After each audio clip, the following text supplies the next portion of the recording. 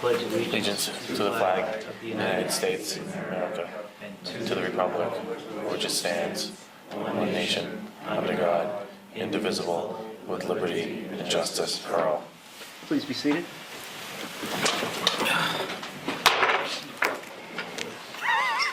Louder than I normally get. This is the Monday, March 25th meeting of the Clinton School Committee.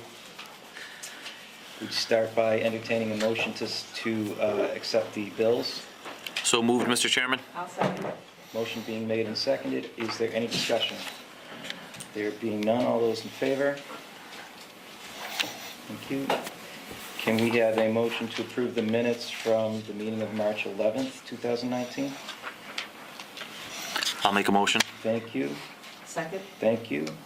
Motion being made and seconded. Is there any discussion on the minutes? There being none, all those in favor? Thank you. We have our student representative. Yeah, bring him up here.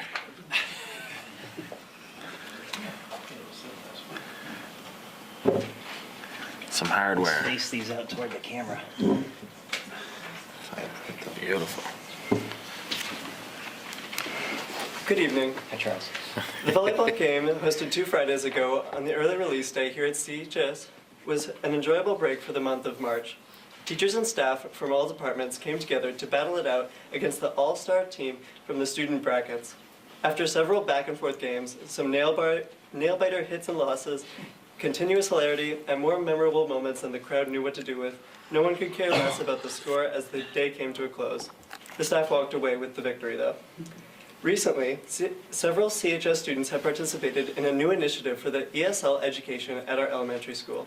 Sophomores Kyle Cupertino, fluent in Portuguese, Sofia Sanchez, fluent in Spanish, Faria Shariar, fluent in Hindi and Bengali, Alyssa Baha and Halia Eugene, both fluent in Creole and French, have all started an after-school tutoring program for students in the 3rd through 4th grade that are second language English learners. It is the hope of these young mentors that their time with the kids will help boost their academic confidence that will transfer to the classroom and their everyday lives. The tutoring takes place every Tuesday in the CES library from 3:30 to 4:30, and 9 kids have signed up so far to attend, with hopefully more on their way. The senior hop this past Saturday, hosted at the town hall, went splendidly and brought CHS seniors and their guests together for a night of fun, dancing, and homemade desserts. The whole graduating class would like to say a big thank you to the town of Clinton for allowing the use of their facilities, and the staff, chaperones, for keeping the party safe and helping with cleanup. The Clinton High School and Middle School bands performed this weekend at the Worcester St. Patrick's Day Parade. In addition to being featured on TV coverage, all of the students, led by directors Mrs. Meifer and Miss Quist, performed fantastically in the pleasant weather. They represented Clinton and the Irish heritage of our town well.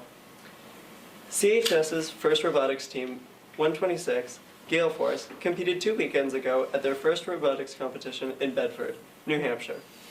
As the first team in the pits on Friday and the last to leave on Sunday, they were able to hit the second highest score in the country in one match, 100 points, and went on to make it to the semifinals, battling alongside other top-tier teams before getting knocked out. Besides being an electric weekend for all of the students and mentors participating, Gale Force also walked away with some hardware. Clinton was honored with the Quality Award, celebrating machine robustness in concept and fabrication, and the Safety Award, which celebrates a team that progresses beyond safety fundamentals by using innovative ways to the enhancement of the culture of safety at first, by the end of Sunday. Team 126 is excited to compete again this weekend at Shrewsbury High School, with new and improved abilities on the robot that will excel them to success in the regional competition. Best of luck to the drive team, strategy team, mentors, pit crew, and everyone involved in the coming week. The CMS will be hosting its annual blood drive this Saturday, March 30th, from 9 a.m. to 2 p.m. The middle school cafeteria will be fitted for donors all day, so community members are welcome to sign up through the Red Cross or walk in for an appointment the day of. Snacks and drinks will be served for all donors, and the middle school student council will be volunteer workers mentored by high school council members. The ELA MCAS will be hosted here at CHS this Tuesday and Wednesday. The tests will be online this year, and all students have gotten the chance to participate in a mock test practice session earlier in the week. Students and proctors are confident in the smoothness of the program, but members of our IT department will also be on call in the hallways in case of any hiccups. The Clinton Middle School performed its showings of High School Musical Junior this past week, with a gracious showing of parents, students, and community members alike. Director Christine Zencraft and her crew held strong for the performances, and the students all worked fantastically together.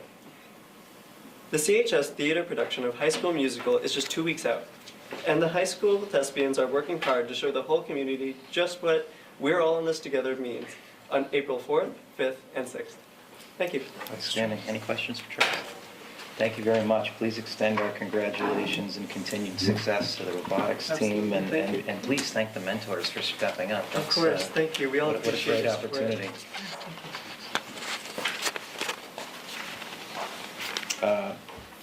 Do we have anything from the PTA tonight?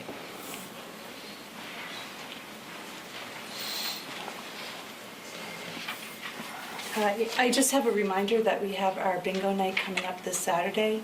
It's $20 at the door, but if you want to guarantee a seat, you can get a ticket from someone from the board anytime this week. We will deliver, and that's it. Kelly, what time does that start? 6:30, doors open, and then the games start at 7. And where is it again? At the Elks. Okay. Great. Thank Anything you. from special needs? Only that we are bumping our meeting from the first Tuesday to the second Tuesday this month because our speaker is unavailable for the second. Okay. So it is on the website already, on the school website, Okay. so we'll do a April- Connect Ed. What, no. So it's the Fourth? 9th. So Ninth, the ninth. it was the second, and it should have been the second, and now it'll be the 9th, Got it. okay? Okay. Thanks, Ken. Thank you. Anything from the CTA tonight? Thank you. Is there any public comment? Thank you. As always, we'll reserve the right to revisit it if we need to do so. And now, ladies and gentlemen, our favorite part of these meetings. We are recognizing Students of the Month and an Employee of the Month, and I'm not sure in which order we're Mr. Rowell, starting. the elementary student was unable to attend, correct? That is correct. Okay, so we will push our elementary student till the next one. Great. We'll do 2 elementary. Fantastic. So we'll start with the middle school. All right. Mrs. Sergeant, Mr. Seed. I'm also going to invite Ms. Carey up, because this is By all a means. student that she Sure. recommended along with the 7th grade teachers, and she was able to make it this evening. And our student of the month for this month is Jenna Dumas, if she would like to join us. Come on up, Jenna.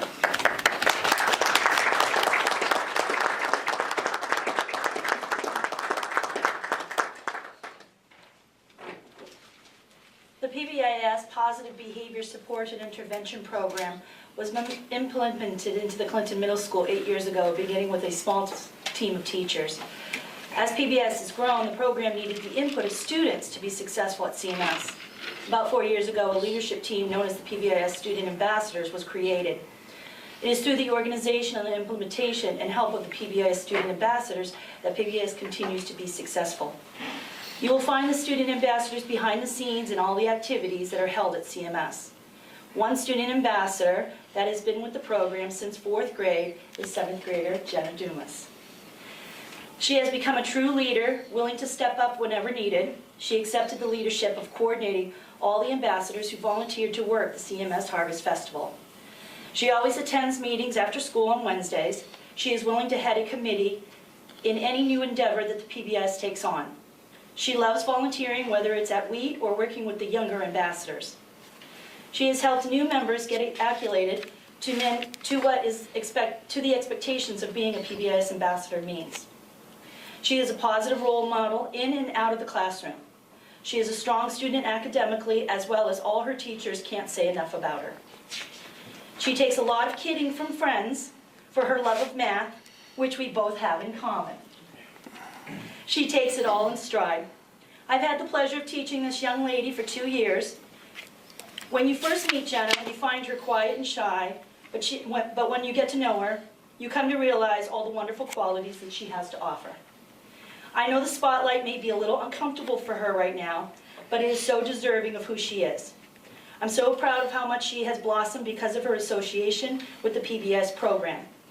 I expect the entire 7th grade group to be one of the strongest PBIS ambassador teams that I've had to work with.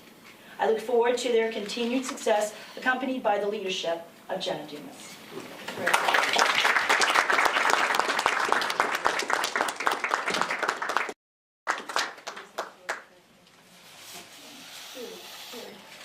Thank you, those are for you. And I had to make sure she's going to get herself an illustrated dictionary at math. There you go.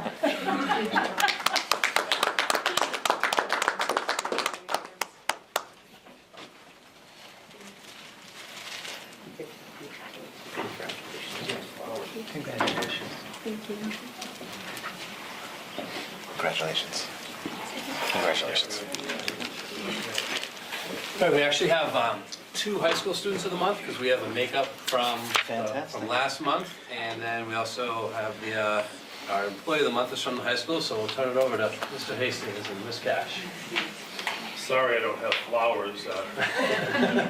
Kind of have probably squirt water anyway, so. This evening, we are, as Dr. Meyer mentioned, we're honoring, recognizing 2 of our students.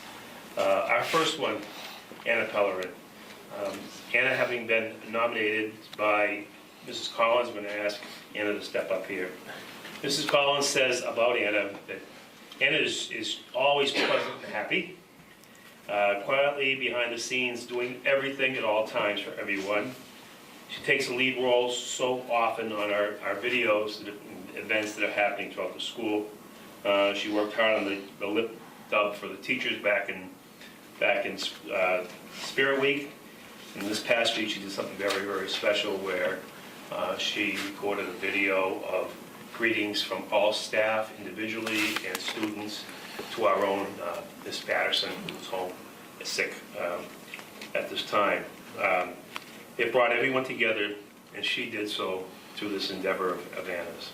Mrs. Collins goes on to say that she's mature in so many ways. She helps peers and staff, even when she's already super busy. Always does extra with regard to doing things carefully and correctly.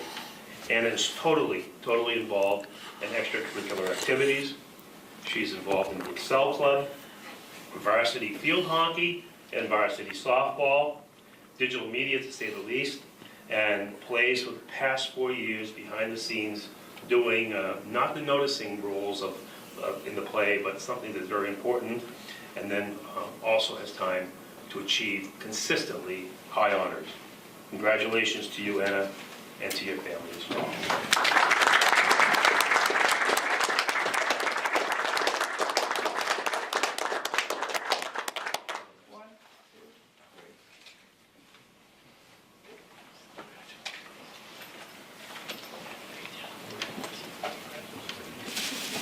Congratulations. Congratulations. Congratulations. Thank you. The next student I'd like to invite up is Alyssa LeBlanc. This was actually last month, but she had a little bit of a detour as she was playing in the playoffs, the girls' basketball team, where she played a leading role. Commitment and leadership are but 2 words to describe Alyssa. She is involved in so many aspects of CHS life. She's been a member of the varsity soccer and basketball teams the past 2 years. She's a member of the student council, serving as the vice president, and recently was one of the students directly involved in a successful blood drive once again. She's an honor roll student and recently qualified for membership into the National Honor Society. Among her many commitments, one that stands out is her role in the diaper bank. Influenced or enlightened by her aunt who lives in Florida to not only collect diapers, but to raise conscience of that diapers are not just a necessity, but a right. She started her own nonprofit whereby she is a director in collecting the diapers and distributing her bounty.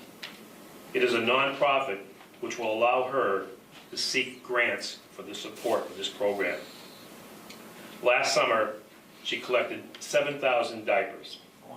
This year, together with the Billy Wynn Basketball Association and our own Clinton High School, She held a diaper drive which collected 10,000 diapers, which were in turn distributed to WE.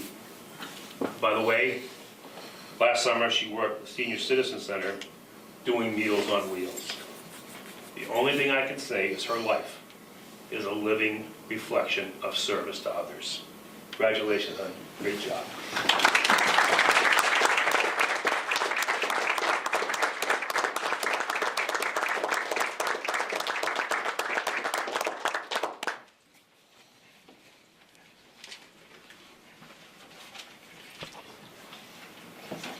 Congratulations. Thanks for being such a good role model. Thank you for all your hard work. Congratulations.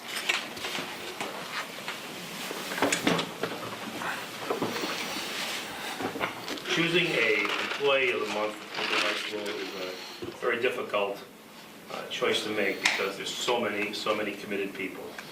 But this evening, we reach out and we're going to recognize and ask to come forward Evan McKillop.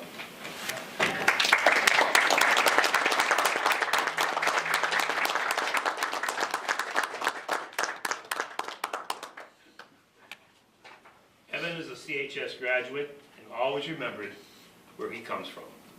He has served Clinton Public Schools as a teacher for the past 19 years.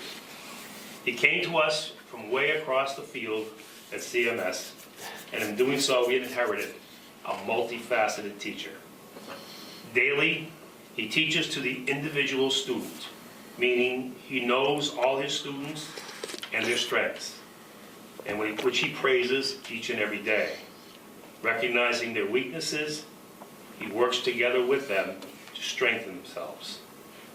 His gift is his person, or his even temperament, which is always calm and good. Boy, am I envious of that. In the past, he has taught Spanish at CMS and excels in our ELA department, teaching some of our hardest, most challenging AP classes. We are really appreciative of his willingness as he volunteered this year to bring back and create a French curriculum and classes here at CHS. He taught those French classes even at one of our own faculty meetings, which, boy, would be nice if you could do that for you tonight. It was really entertaining. But we won't go there right now. There's a camera on. And recent registrations showed for 2019 and 2020, because of Evan's efforts and creativity, we now have a registration next year for another French 2 class and 2 French 1 classes. A daily commitment and someone who enjoys his job and reflects it in his temperament. Congratulations, Evan. We appreciate you so much.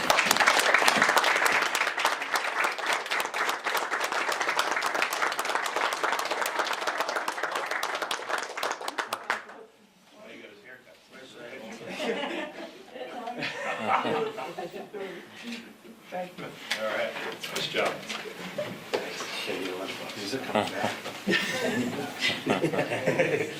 Thank you. Thank you. Congratulations. All right, thank you. Thanks for all your work. Thanks. Ladies and gentlemen, at this time, that concludes our celebrations. And while you're certainly welcome to stay, we will understand fully if you choose not to.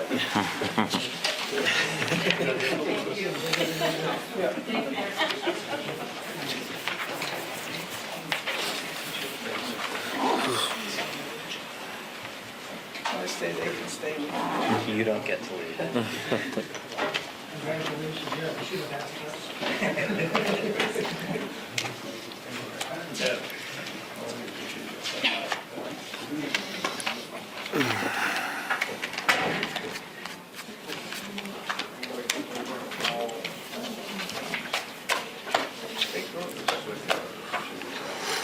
Ready? The floor is yours, Dr. Meyer. All right. So I just put in, the first thing is this FY20 budget updates, and there aren't really many, there's no changes to this budget that's in here from the last one that was presented at the last meeting. The only thing I did include was this first cover page. If you see, it says summary town accounts. So the town uses a different chart of accounts than we do. So what we did is we broke our chart of accounts into the town's chart of accounts and submitted that to the town as our preliminary budget request. So the town has this information now, and we'll move forward from there. So the next step, I guess, would be, we have our public hearing tentatively scheduled for April 8th. It should be 2 weeks from tonight at 6:30. We can do the hearing at 6:30, and then hopefully we'll remember to say meeting immediately following the hearing. That's it. And, That'll take place here? yeah, Yes. we're gonna hear, yeah. Yep. And if you remember that hearing, it's an opportunity for the public to just give their input on our budget. So if there's anything they think we're overlooking or not addressing or anything like that. And then we will have a meeting with the Finance Committee. I've not been able to get a confirmed date on that, but I will make sure that I let the committee know as soon as we can. Okay. And then that'll be our next step. I mean, I don't foresee this budget being our final budget. I think we're gonna probably have to, trim a little bit out of there somewhere along the way, but I think we need to, at this point, like we said last time, that we need to wait to get a little bit of guidance as far as where things are before. And I think right now, it's a solid budget for meeting our needs. Then we had social, emotional, physical wellness is our strategic plan update. This is kind of a small one in the strategic plan. Increasing social and emotional support district-wide for all students. One thing I would say is that we have been working through the Clinton Area Community Partners, trying to coordinate our resources. We've leveraged them to do some professional development, sort of our guidance counselors and nurses. And one of the things we now are going to be able to do, I think there's about 3 staff members, maybe 4, that we're going to be able to send to a mental health first aid training coming up later this month. And it's a train-the-trainer model, so they'd be trained as trainers. So we're moving forward in that.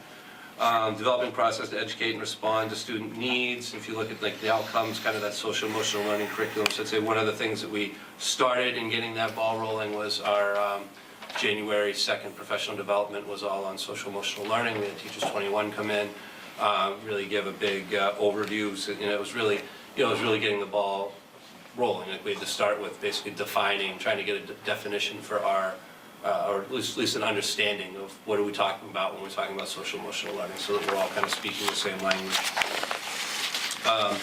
Increasing opportunities for students to promote physical movement. That's something that we've discussed. We discussed a little bit at the curriculum committee as well, kind of going twofold. I mean, one, looking at formal opportunities in terms of phys ed and how often do those types of things meet, but also looking more at the informal opportunities, particularly in the younger grades, in terms of, looking at, instead of, a lot of the younger grades have snack breaks built into the day already, but kind of maybe looking at refocusing those a little bit to more of like a wellness break, where they can do some nutrition and some exercise, and even try to tie that in with maybe being able to access breakfast after the bell and that kind of stuff as well. So we're looking at changing some of those expectations, I guess, or procedures as we look to next year. And then I think fostering a growth mindset. I mean, that's something that we've been, I think our professional development all year is really focused on just kind of, really engaging students and trying to make sure that we, all students can learn, and we need to make sure we're doing the job for them. So, I feel like we've been working on this, it's just like all the other ones, and so I think we've got things going. So I don't know if you have any specific questions on this one. Questions for Dr. Meyer? Okay. I had a cheerleader update in here. As we know, our cheerleaders did qualify. They were here last month. They qualified for a national invitational. It looks like, and anyone can correct me if I'm wrong, but I believe they're going to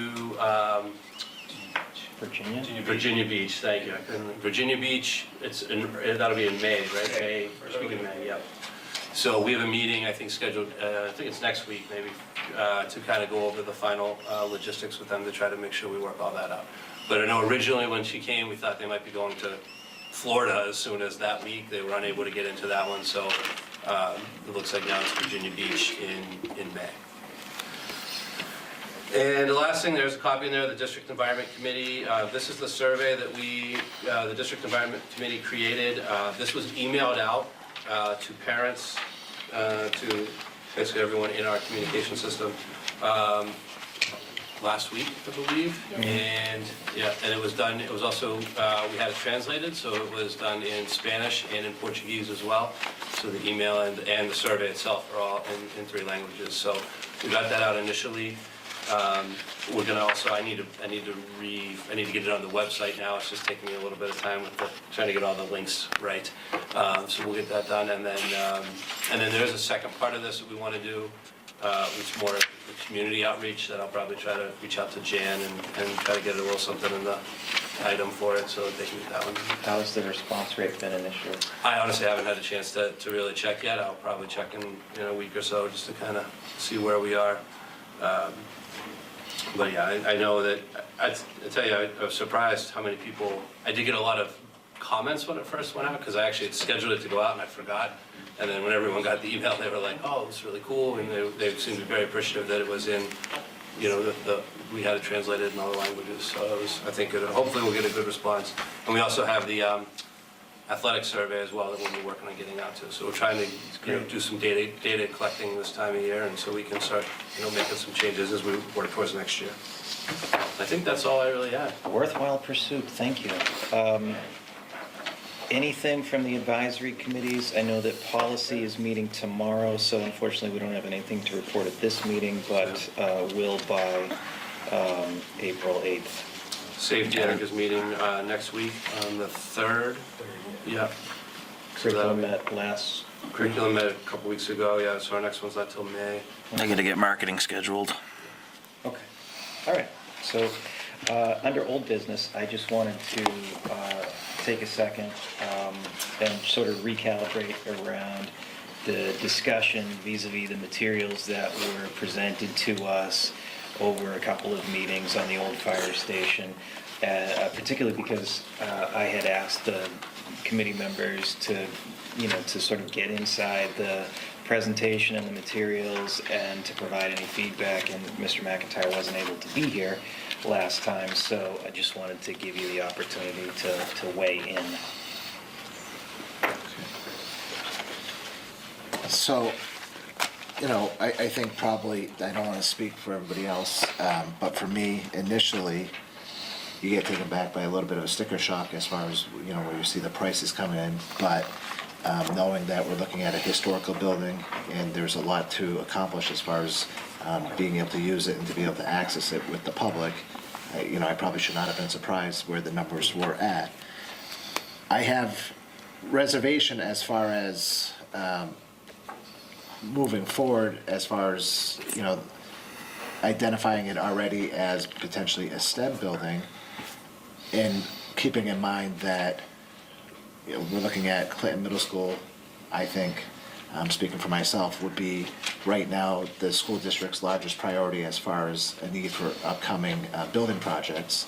But I've heard, the feedback of a lot of people, and I feel as though we should still continue to explore this project here. And I would make a recommendation if maybe we can establish a subcommittee and we can look at what is the desirability as far as what are options out there, because I feel like when we look at the building, it's historical.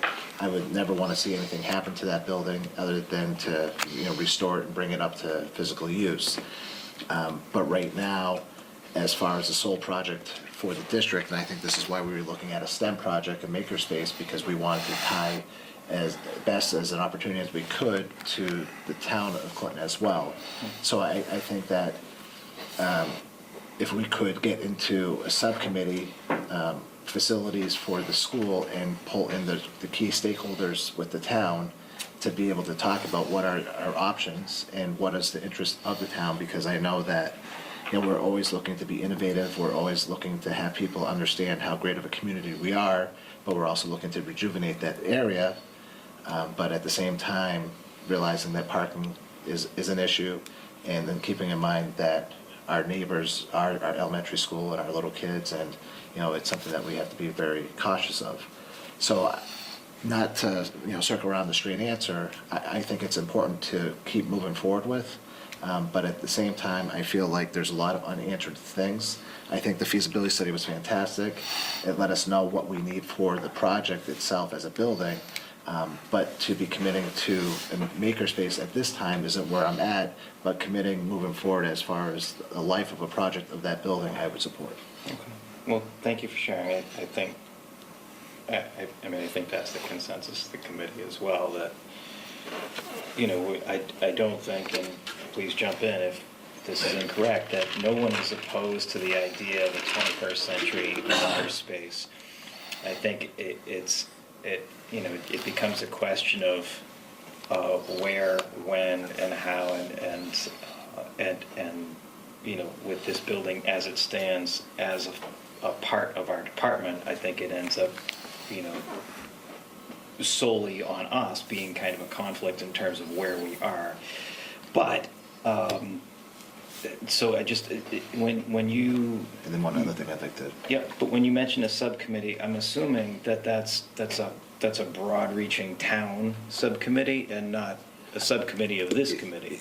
I would like to see us take on the same approach that we have been doing for the last few years as far as facilities and HR, and realizing that we're small, but as a community as a whole, we might be able to have teeth and to be able to do something that's productive. So to say that the school district as a whole can take this on at the size that we are with a $24 million budget by ourselves is probably not realistic, but to take it on as a community project and have us be a major stakeholder in that is something that I'd be looking for. And, you know, something that I want to give us caution on is the community where I grew up, they ran into a similar situation a few years back with the standalone 8th grade building, and the school committee didn't make a final decision, and it ended up being given back to the town. And today that building stands vacant, the windows are smashed, you know, and, you know, it's now an eyesore in the downtown. And I don't want us to go from, you know, all these potential great ideas to us ignoring and, you know, looking past a great opportunity and having a building 5 years from now that's abandoned and not taken care of.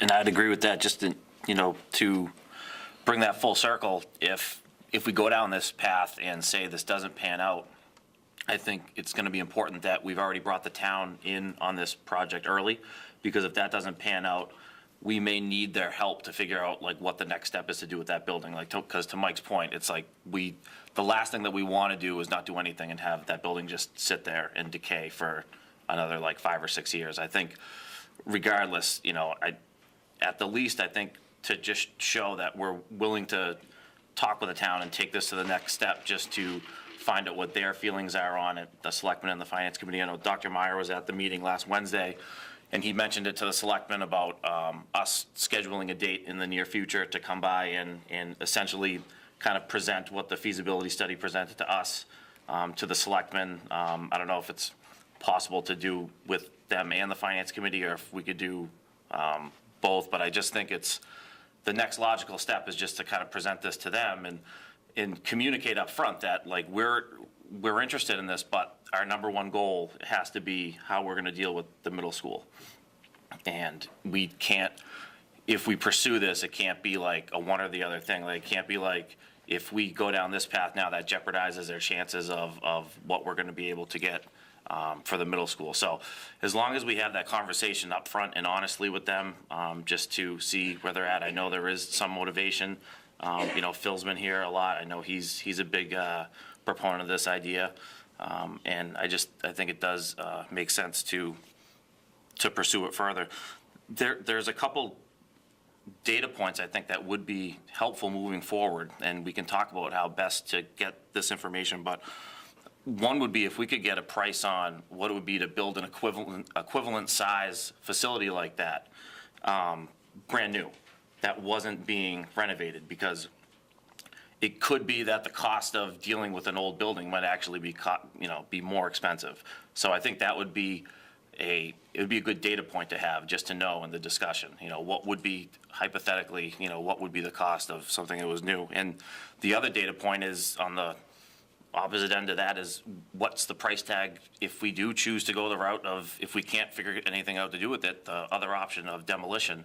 that's gonna cost money too. So what's the price tag on that? So I think those two data points, in addition to the feasibility study that we have, will kind of help guide the conversation as we move forward. So we can talk further about how to get that information, but. I'm wondering if it isn't putting the cart before the horse until we find out, where the select board and FinCom. Totally agree. stand on this. Yep, Okay. yep, I 100% agree. Okay. All right, so we'll see if we can get either a joint meeting or, perhaps, a subcommittee of each of our boards together to discuss,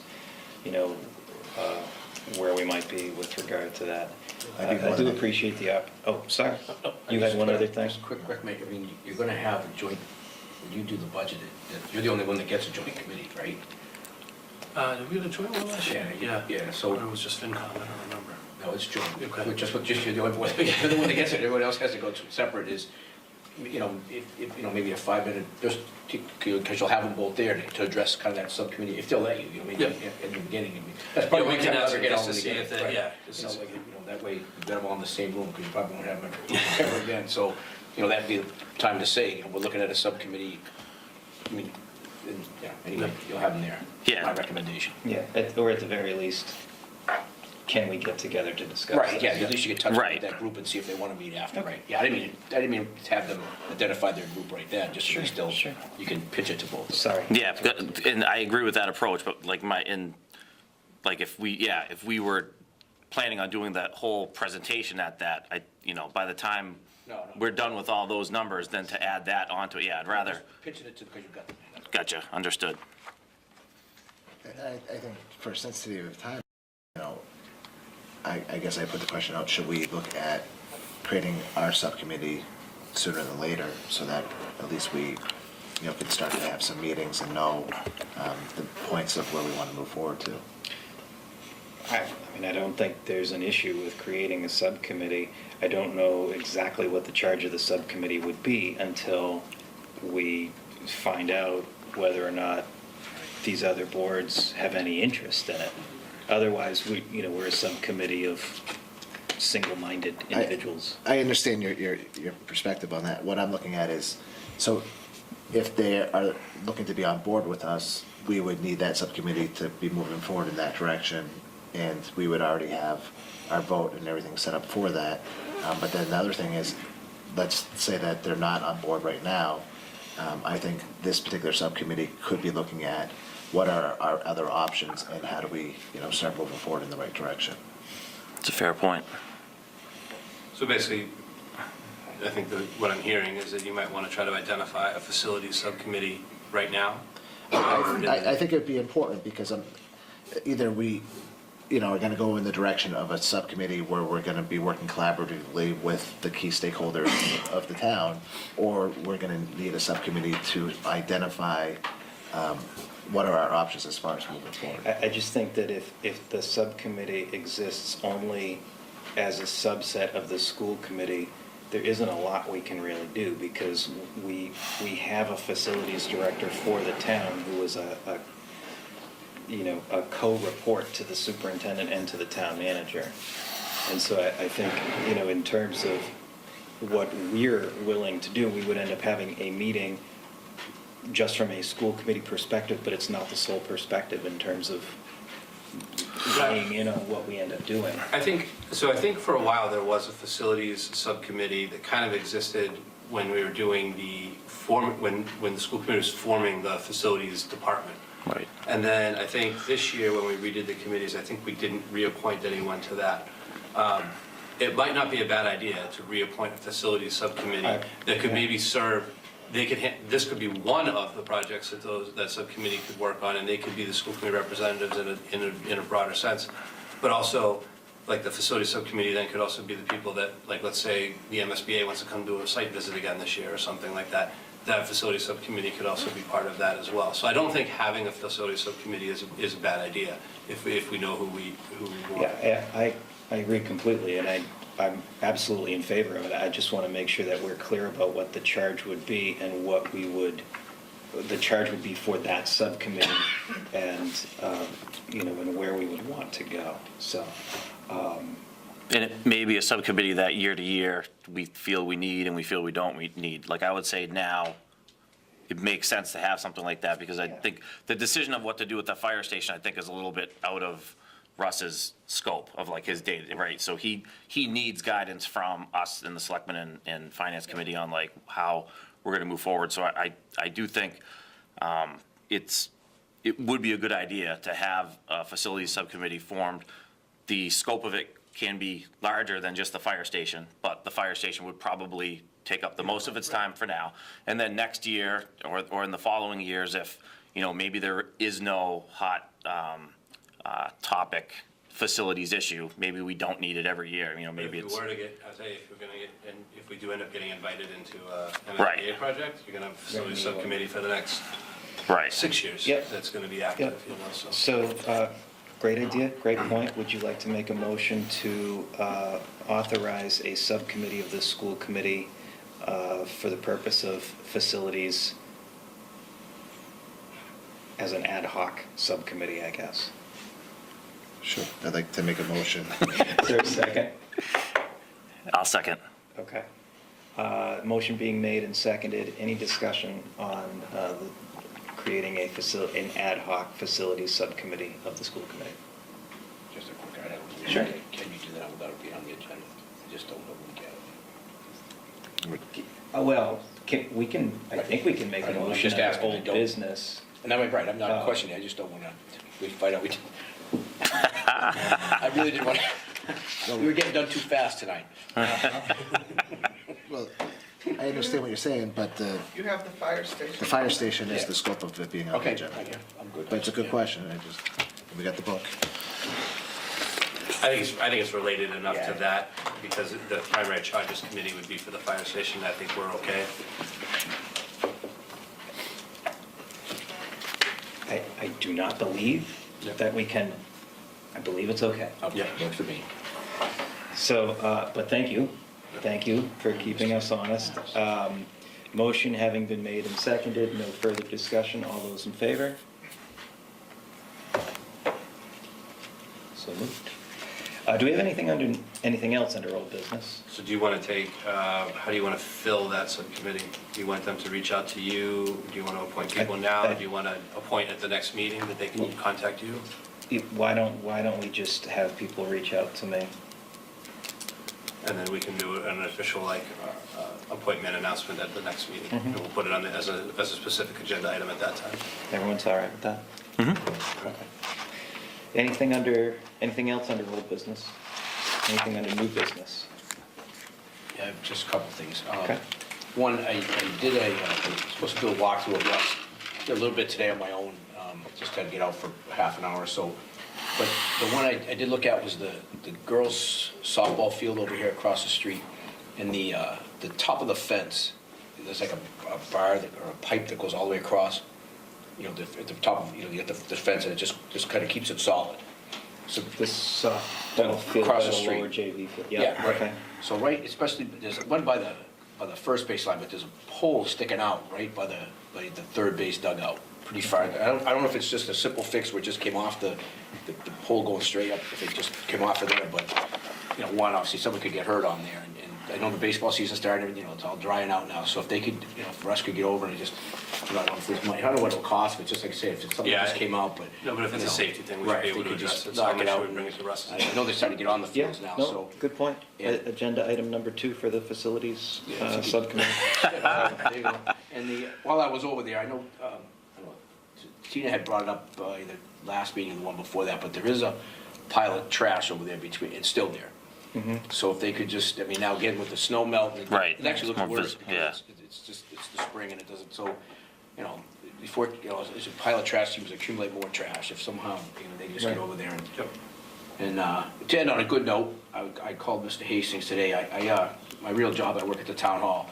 And first thing this morning, we came into work and the custodian came up and he was just, anybody in his earsight, he was telling how amazed, not amazed, but how proud he was of the students that were there this weekend. How he's there all set. Was it Saturday night? Was the Yeah. and not only the behavior, but he was amazed of all the groups that came through, how clean it was. Usually, you know, I shouldn't have, anyway, he was, whatever, refraining as far as that, but, yeah, he was just bragging about how, you know, how great the kids were, and how, you know, how they didn't leave a mess, they picked up everything new, so it was a good way to start the week, and I called Mr. Hastings right away to let him know, so, got something to be proud of there. Thanks. Many, many things to be proud of that in particular, yeah. Made our day start great, we didn't have to listen to my kids. No. Anything else under new business? Yes? Yeah, one last thing, and I know we got a ton of stuff going on, but could we just keep our eye on creating a asset disposition plan? Remember we talked about that, like how? Policy's gonna meet tomorrow. Oh, okay, all right, that's how it's handled, okay, Yep, hopefully we'll have something for you for the 8th. okay. Good point, though. Anything else? Mrs. Quist wasn't here before when we congratulated the band on yet another great performance at the parade. Well done, congratulations. Thank you. I think it was the best planned parade. Security was great. Behavior of the crowd was great. And our kids, again, our kids' deportment and their behavior and very mature, and they brought great pride to our town, so. Well, thank you. congratulations. Thank you. Under Chapter 30A, Section 21 of Massachusetts General Law, Open Meeting Law, the committee will enter into executive session to discuss strategy and preparations for negotiations with Unit D employees. The committee will not reconvene. We need to adjourn through a roll call vote. Ed DeVault, aye. Michael McIntyre, aye? And then Bailey, aye? Joel Dates, aye. We stand adjourned. Thank you. Get a quieter.